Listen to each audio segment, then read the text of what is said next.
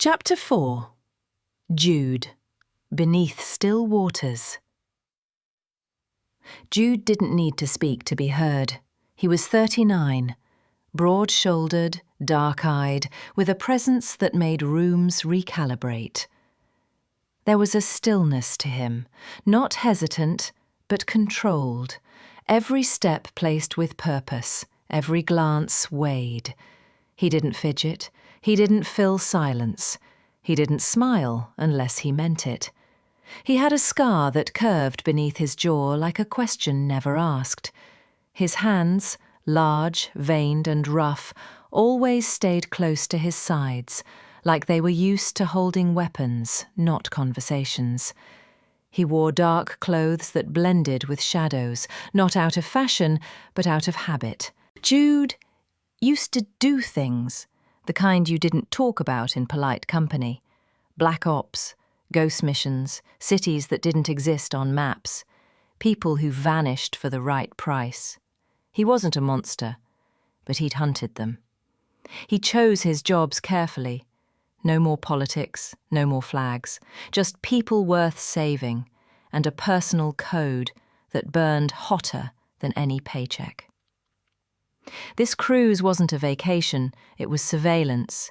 He didn't say who hired him, he didn't drop names. But somewhere in the tangle of this floating fantasy, champagne, masquerades, and curated joy, was a thread he'd been pulling for nearly a year. A girl, Evie, disappeared without a trace, a missing person written off by police and buried under other headlines. But Jude didn't bury things, and someone had paid him to keep digging. He didn't think she was on the ship, but someone connected to her was, not that he could prove it, yet. He had whispers, a dark web handle that had popped up in a private forum 2 weeks ago, an offshore transaction linked to a cruise guest, a ghost from his past, a man with too many names, too much charm, and no conscience. He didn't say the name, not yet, not until he had something real. So he walked the decks, sat in the lounges, watched.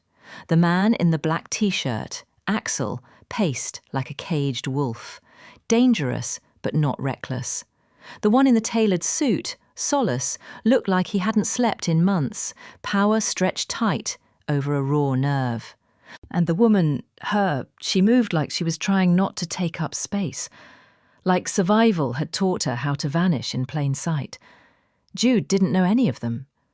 But he was watching, not with suspicion, with instinct. Something was converging, threads pulling tighter, patterns forming beneath the surface, and Jude had learned long ago to trust the moments when coincidence felt too heavy. He didn't believe in magic, but he believed in predators, in hunters, in signs. And this cruise? It wasn't random, not anymore. He just needed one piece to fall into place, and then he'd move.